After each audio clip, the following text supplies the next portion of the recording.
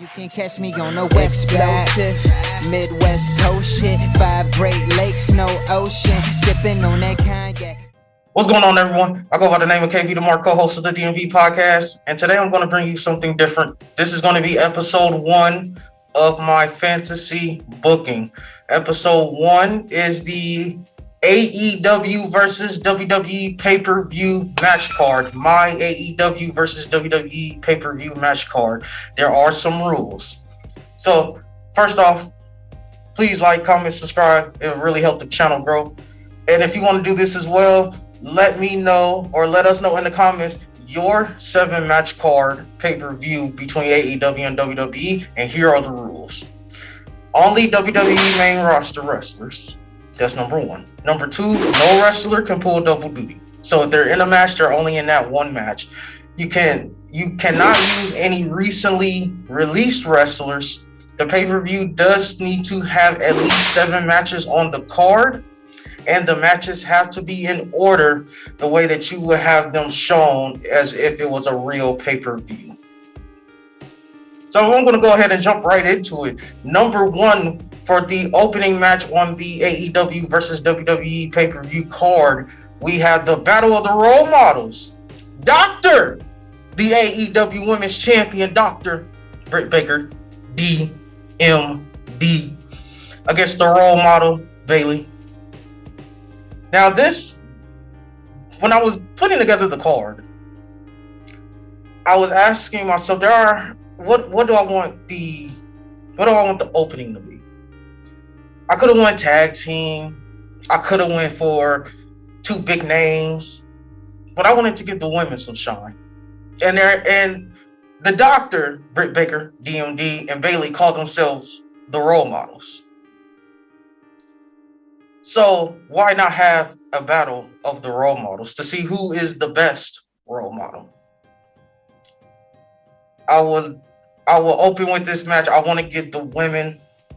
That's the first thing I want to see. I want the fans to see how excellent the women's division on both shows can be and will be. Well, ultimately, I have Dr. Britt Baker, DMD, winning via the lockjaw, and that puts AEW on top 1-0. Match number 2, I have the almighty WWE champion, Bobby Lashley, versus the machine, Brian Cage. 2 beefy men slapping beef, 10 to 15 minutes, just power moves, hard hitting. You can't get any better than that. The Almighty has been on a roll since joining with MVP and forming the Hurt Business. The Machine, Brian Cage, you can always count on Brian Cage to give you a great match. He had a great match at Double or Nothing with Hangman Adam Page. So just second match, 2 beefy lads, 2 beefy men slapping beef, big moves, very big moves. I have the almighty WWE champion, Bobby Lashley, winning via pinfall. Number 3, my 3rd match on the night, I have the EST of WWE, the SmackDown Women's Champion, Bianca Belair versus Jade Cargill. This match writes itself. 2 very athletic, strong women. They can both talk on the mic, and in this sense, just having both of them in the ring, I believe Bianca Belair, because Jade Cargill is still green, she has a lot to learn. But I believe Bianca Belair and Jade Cargill can have a nice 10 to 15 minute match. Bianca Belair really carries it, but we allow Jade Cargill to get her spots in. Bianca Belair wins with the KOD, and that's how we go home. Two incredibly gifted and talented women in that 3rd match. Bianca Belair with the pinfall. Match number 4, we have the Young Bucks, Matt and Nick Jackson, versus the New Day, Xavier Woods and Kofi Kingston. I have the Young Bucks winning via pinfall. The Young Bucks heel run has been one of the best things in AEW. And with a babyface New Day, I can only imagine the shenanigans that we're going to get with the Young Bucks in a New Day. Now, people might ask, well, KB, why didn't you put this match number one? This seems like it would be the match that would steal the show. So why wouldn't you open with that? I know that if this was an actual pay-per-view, people would be clamoring at that Young Bucks versus New Day. I'm not going to give it to you. Not that early. I want you to wait. I want you to sit there, relax, and enjoy the rest of the card. And then you will get the Young Bucks versus the New Day. But again, I have the Young Bucks winning via pinfall. Right now we are on the fifth match. We have Drew McIntyre versus Hangman Adam Page. I have Drew McIntyre winning this one via pinfall to put WWE up 3-2. And when I was making this match, because this was one of the harder matches to come to, I thought about what I would want to see as a fan as an ending. And it's something about Hangman Adam Page going for that buckshot lariat and Drew McIntyre hitting a Claymore as soon as Hangman finishes the front flip. As soon as he finishes the front flip, there's the Claymore for the win. That is a great ending in my mind. And if I was to see that, I would probably mark out. But I have Drew McIntyre winning. Drew McIntyre wins. WWE is up 3-2. Number six. We have the boss, Sasha Banks versus Serena Deeb.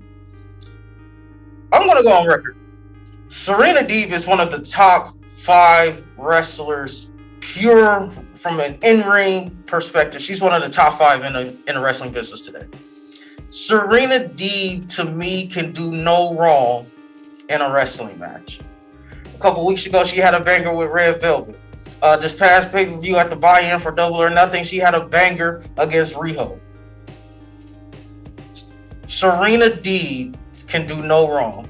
And that's not to take away anything from Sasha Banks, because when Sasha Banks is on, Sasha Banks is on. When Sasha Banks is on, she's one of the best wrestlers to watch. But I have Serena Deeb winning this one via pinfall. We are now tied at 3-3. Next up, the main event.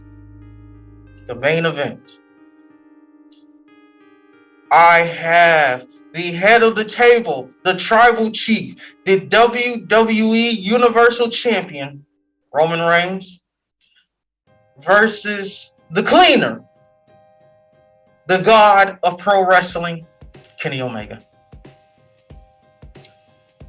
And I'm gonna send you guys home very upset, because I actually have this match going with a 30-minute time limit draw. No!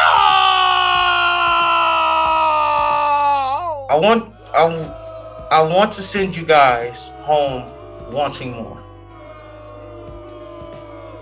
And with me doing that, I had no choice but to make this a 30-minute time limit draw, because I want to see these two go at it so much. I don't want there to be a defined winner. I want to see the best of Roman Reigns against the absolute best of Kenny Omega. And I know that they're going to put on a 30-minute classic. Honorable mentions that unfortunately did not make the list. Number 1, I had Asuka versus Riho. I have no doubt Asuka and Riho would have knocked it out of the park. Riho, and I actually would have Asuka wrestle heel in this, so we can let Riho get the babyface comeback, only for Asuka to cut her off. Number 2, Proud and Powerful, Santana Ortiz versus the Usos. That writes itself. Number 3, I kind of broke the rules on this one, but I feel as though a lot of people would like to see this match. Cody Rhodes versus the Game, Triple H. We go back to when Cody Rhodes slammed the sledgehammer on the chair. And that's where we would get that match. Number 4, Nilo Rose versus Nia Jax.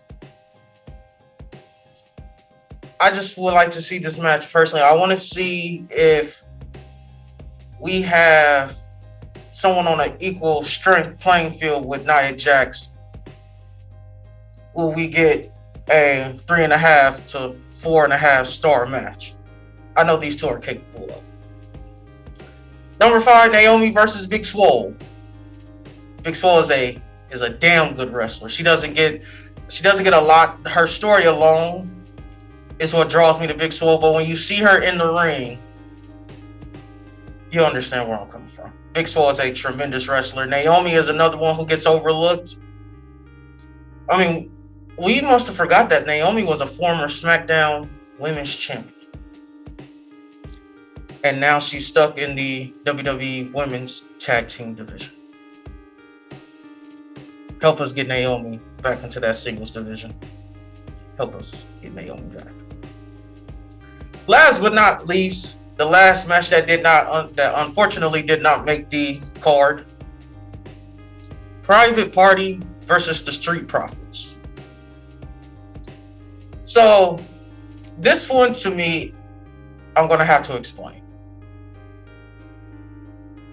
The Street Profits, I feel like the Street Profits gimmick to me comes off a tad bit prejudiced, racist. I don't know how I can explain it, but basically, the red Solo cups.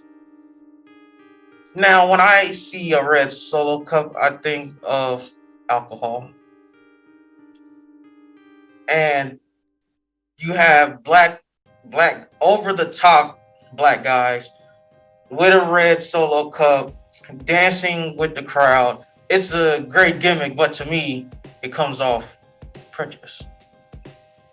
Now, Private Party pretty much has the same gimmick as the Street Profits, just without the smoke, and they pretty much publicize drinking.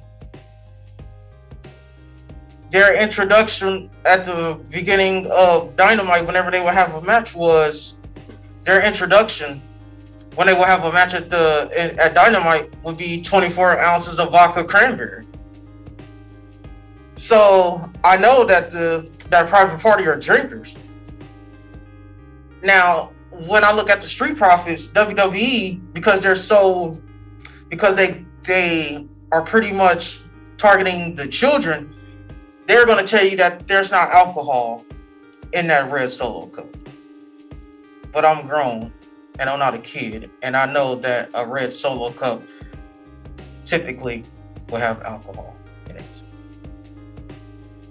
But that's it, you guys. Like I said, let us know in the comments. Don't forget to like, comment, subscribe. It really helps the channel grow. Don't forget to let us know in the comments of your 7-match AEW versus WWE pay-per-view card. The rules, once again, are as follows. Only WWE main roster wrestlers. No wrestlers can pull double duty, meaning if they have a match that is their only match on the card, you cannot use any recently released wrestlers. It is a 7-match pay-per-view card only. And the matches have to be in order of the way they would be as if they were on a pay-per-view. Like I said, once again, I go by the name of KB the Mark, co-host of the DMB podcast, and we will see you soon.